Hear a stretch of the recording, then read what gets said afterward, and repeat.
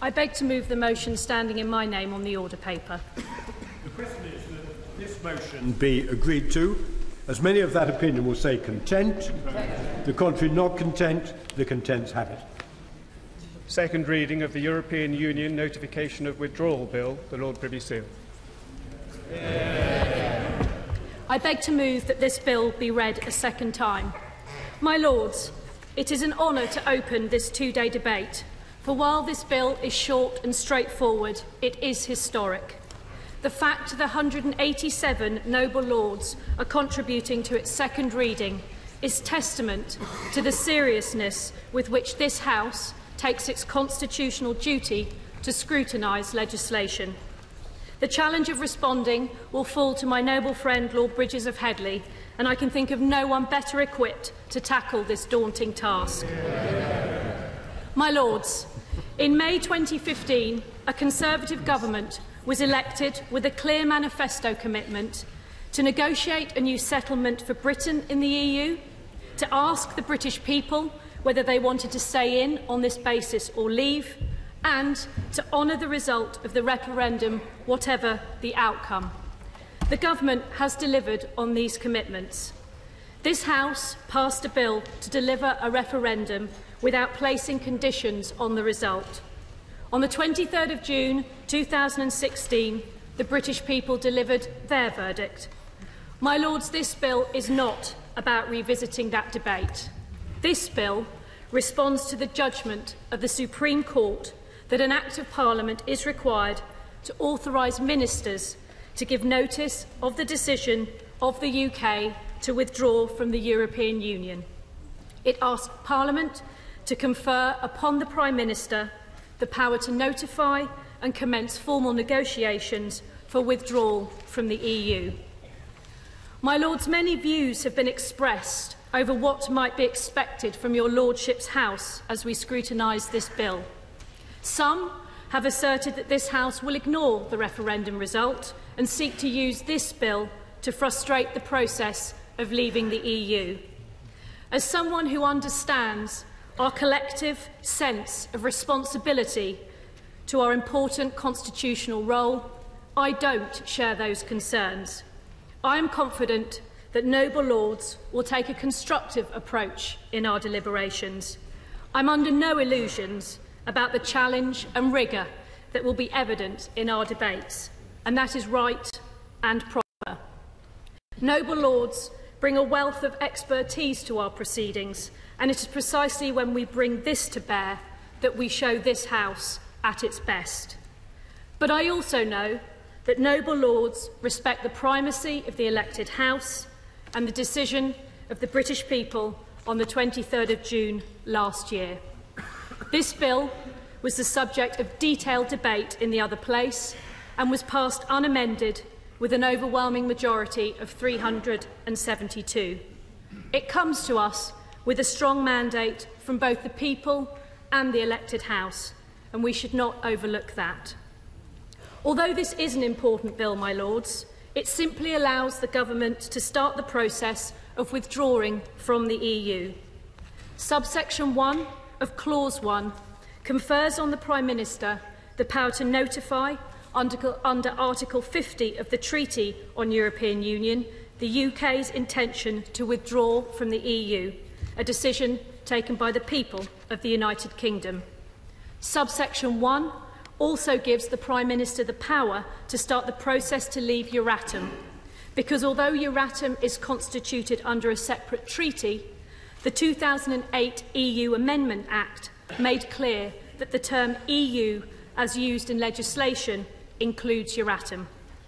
Euratom is a separate treaty-based organisation, but uses the same institutions as the EU. So as a matter of EU law, as well as UK law, the treaties are uniquely joined. Triggering Article 50 also entails giving notice to leave Euratom. While our future relationship with Euratom will be a matter for the negotiations, the Prime Minister has been clear this is a priority area. Our nuclear industry remains of strategic importance, and leaving Euratom does not affect our aim of seeking to maintain effective arrangements for civil nuclear cooperation safeguards safety and trade with Europe and our international partners. Subsection 2 of Clause 1 makes clear that the power to trigger Article 50 may be conferred on the Prime Minister regardless of any restrictions in other legislation, including the European Communities Act of 1972. So this bill is the legal means by which to give the Prime Minister power to commence withdrawal negotiations and nothing more. My Lords, this bill is not the place to try and shape the terms of our exit, restrict the government's hand before it enters into complex negotiations or attempts to rerun the referendum. This bill is the beginning of a process and a discussion we will be having in this House and the other place for years to come. The legislative programme that follows this bill will be a huge task, but one on which I am sure all sides of the House will work together constructively, and the Chief Whip and I will work through the usual channels to ensure that we continue to be able to do our valuable work effectively. Looking ahead, the Prime Minister has set out a global vision for the UK outside the European Union. We want a comprehensive new partnership with the EU, and we want the right deal for the whole of the United Kingdom. The Government has ensured since the referendum that the devolved administrations are fully engaged in our preparations to leave the EU, because a good deal will be one that works for all parts of the UK. The Government's White Paper sets out in detail our 12 objectives for the negotiations.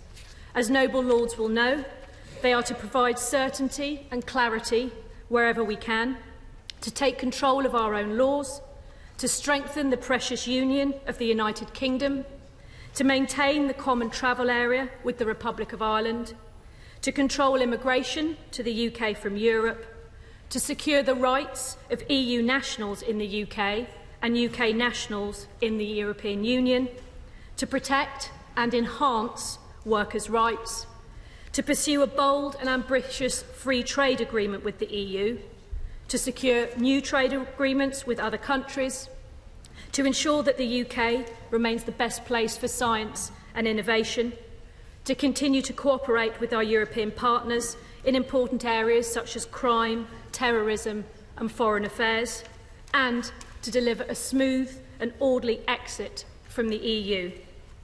In negotiating our new partnership, we want to be good neighbours and strong partners. We are leaving the EU, but we are not leaving Europe. My Lords, as we shape a new future for the United Kingdom, it is right that Parliament plays a full role. We will ensure that Parliament sees as much of our strategy as possible, as long as it does not damage our negotiating position or our national interest. And the Government will bring forward a motion on the final agreement to be approved by both Houses of Parliament before it is concluded.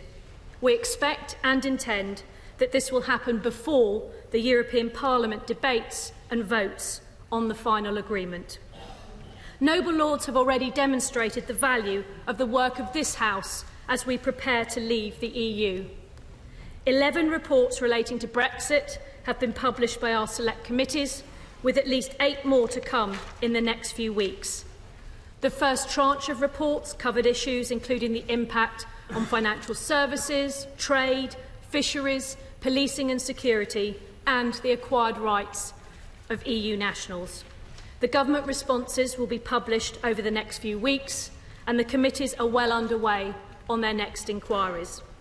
The EU Committee has produced useful reports on parliamentary scrutiny of the process and UK-Irish relations, and have travelled to Brussels, Strasbourg, Cardiff and Edinburgh as part of this work. I hope somewhere Lord Boswell is seated. I hope he found a place. But I pay tribute to him, members of the EU Committee, the subcommittees and the expert staff who have supported them. My Lord's valuable inquiries on Brexit have also been carried out by the Constitution Committee, the Science and Technology Committee and the Joint Committee on Human Rights. The Economic Affairs Committee has announced its own Brexit-related inquiry, and I'm grateful to the noble Lord McFall in his work in bringing together the Brexit Liaison Group to facilitate coordination of activity in your Lordship's House. My Lords, Ministers will continue to provide regular updates to Parliament, and as we propose to convert the acquis, the body of EU law, into UK law when we leave, it will be for Parliament to scrutinise any changes to our domestic legislation we make once we have left. My Lords, as this House regularly reminds me, the process of leaving the European Union is a complex one, but it is also an opportunity for your Lordship's House to demonstrate the valuable role that we can play. I know that the Great Repeal Bill will be of particular interest, but it will be only one of a number of bills brought before Parliament during the process of exiting the EU. From immigration to customs, this House and the other place will have a huge number of opportunities to help shape the future direction of our country, and I believe do so for the better. My Lords, the Government is determined to trigger Article 50 by the 31st of March in order to deliver on the decision of the British people. The bill before us is a procedural part of that withdrawal process.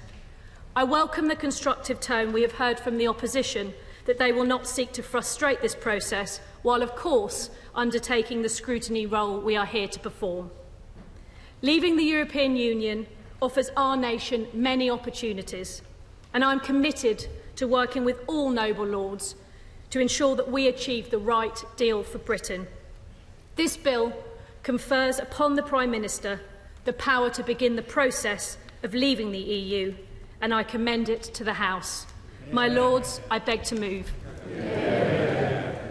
The question is that this bill be now read a second time.